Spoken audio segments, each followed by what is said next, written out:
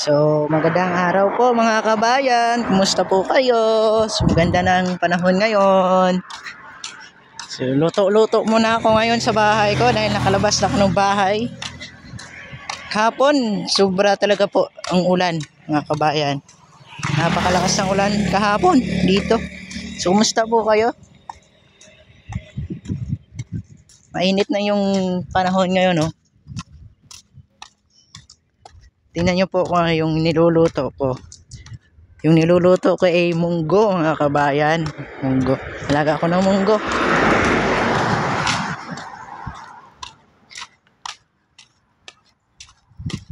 Galing ako doon sa bahay ng kapatid ko. Charge ko yung cellphone ko dahil ano nga po, lubat.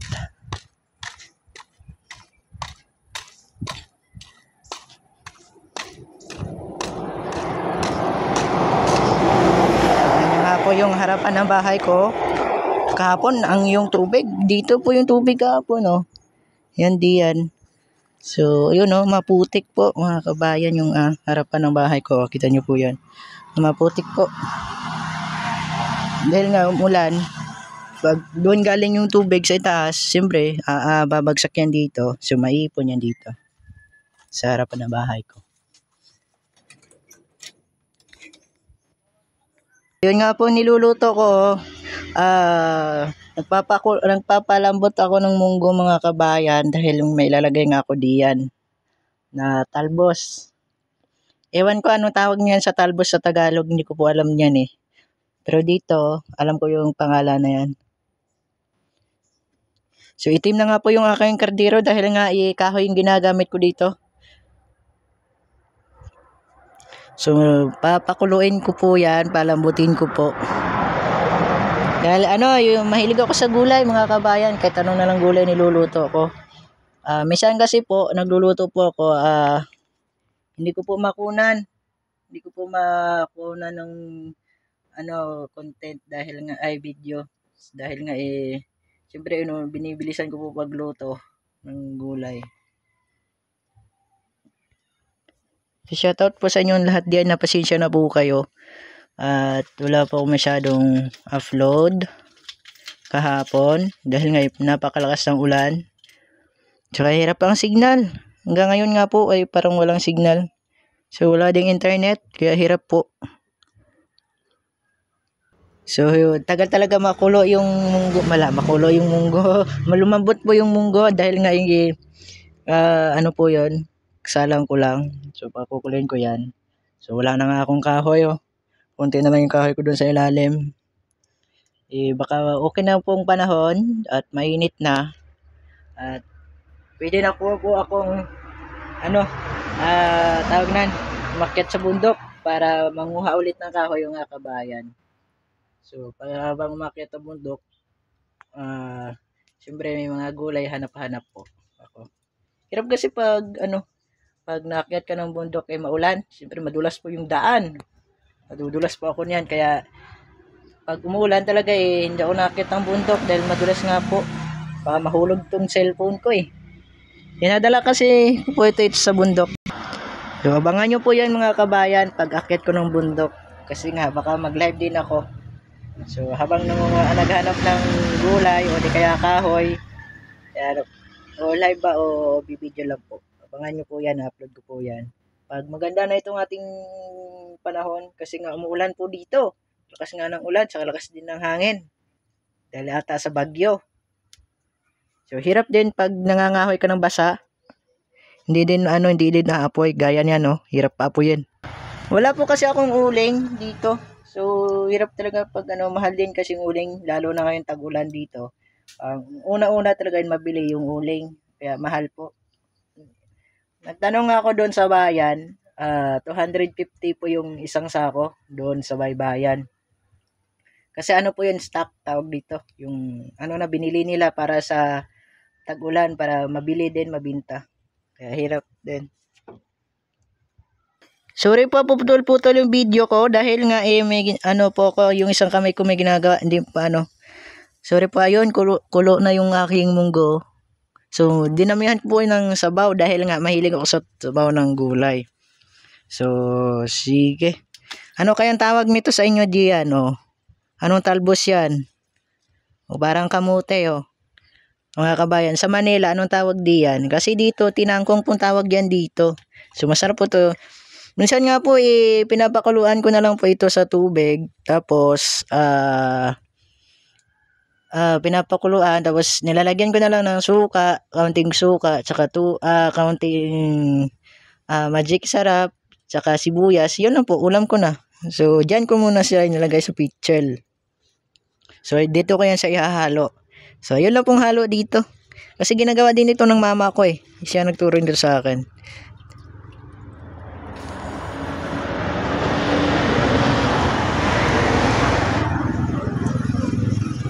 O, tingnan nyo po yan.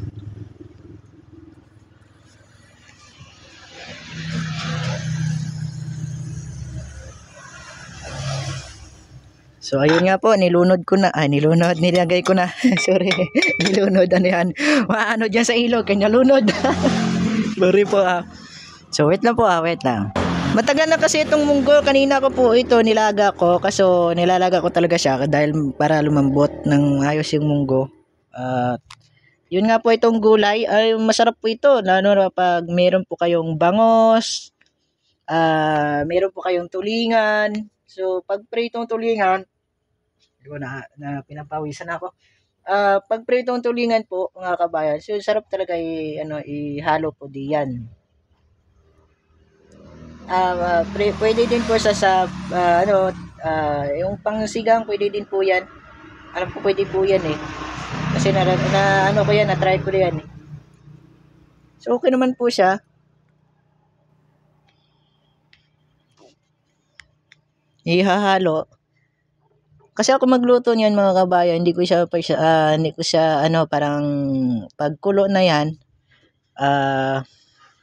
ko na po yan, pag malambot na po siya, pwede ko nang luto na po yan.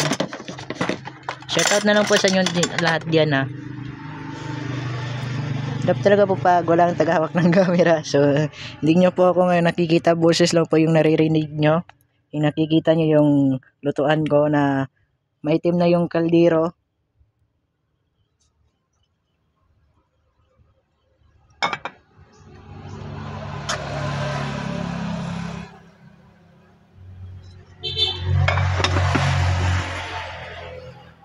So, balambutin po natin yung balambutin ko po yung tawag noon yung talbos.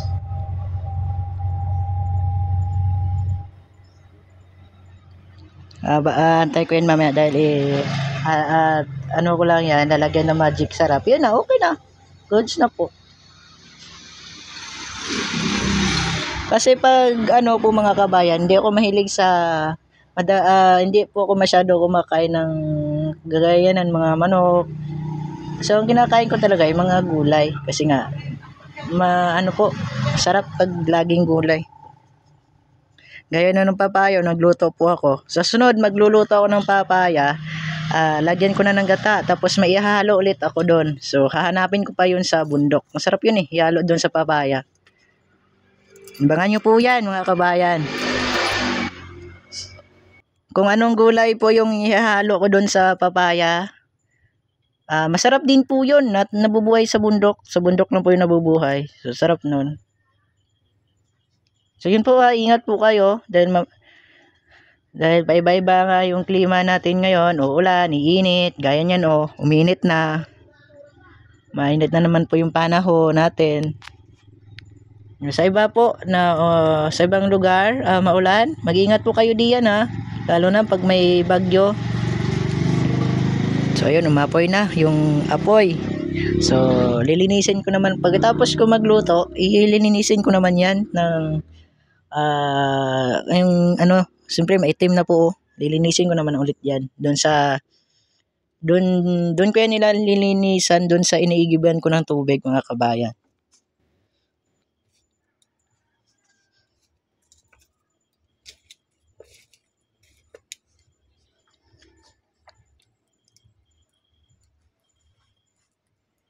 Hindi kasi ako nakabili ng sitaw. Gusto ko sana mag-adobo ng sitaw. Kaso nga lang, walang pambili.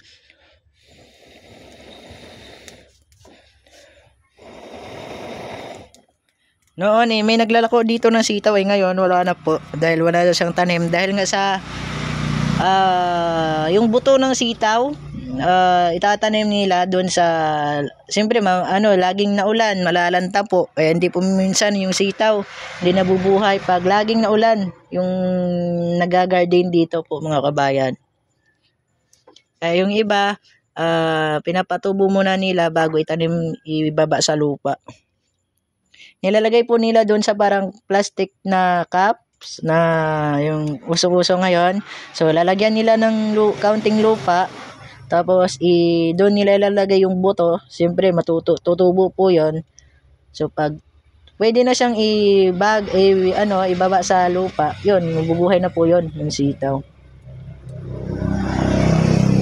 So shoutout na lang po mausok.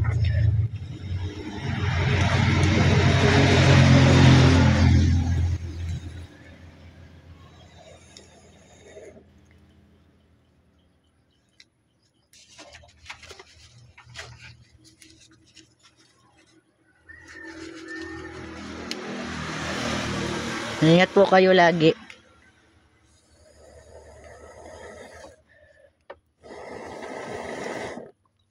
Wala kasi akong pamaypay. So, kumukulo na nga po. Yan po. So, lalagyan ko na po yan hindi ako magic sarap. So, yan lang po nilalagay ko mga kabayan. Magic sarap po. Tapos kaunting asin.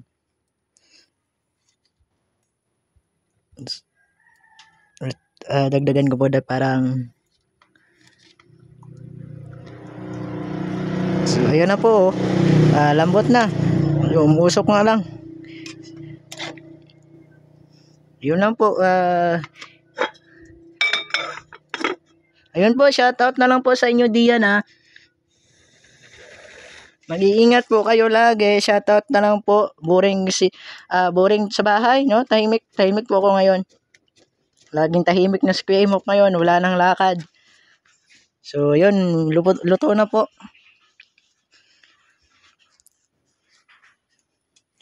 Hindi ko po alam yung lasa. Masarap ba lasa nun? So, ayun po. Anong tawag nyo doon sa talbos na yon?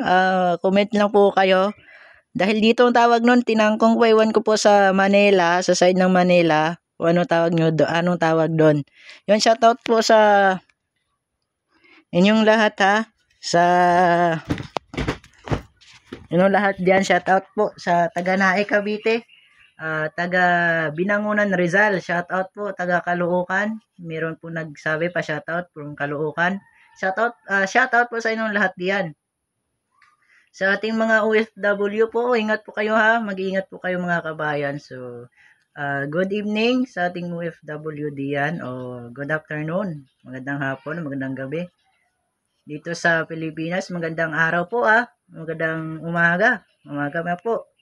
Umaga pa po ngayon, mga 10, 11, ganyan po ng oras ngayon. Hindi po ako tumingin ng oras kaya ingat po kayo Sa Team Sawi, shoutout sa inyo diyan kay Ate Flor Baldimar Bilyasis Baladon, shoutout sa iyo ate.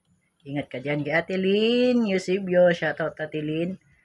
Ate Elsa Lasso, shoutout Ate Elsa and Ate Ruth Beach. At sa lahat po ng subscribers, shoutout po. At sa followers si Kuya Raymond, shoutout sa iyo. Shoutout po sa inyong lahat diyan. So, dito nga lang po ako sa bahay. Dahil nga walang lakad. Hindi na ako nakasama ni Kuya. So, okay lang po yan. Kahit nasanay kasi ako sa lakad-lakad namin ni Kuya noon. So, ngayon parang hindi na. So, okay lang yan. Ingat po kayo support yung aking YouTube channel. Pasensya na po kayo. Putol-putol yung video diyan dahil nga may ginagawa po ako habang baka mahulog yung cellphone. Sorry po So, ingat po kayo diyan So, susunod na lang po yung kanta mga kabayan. So, God bless po at ingat po kayo diyan. Bye-bye.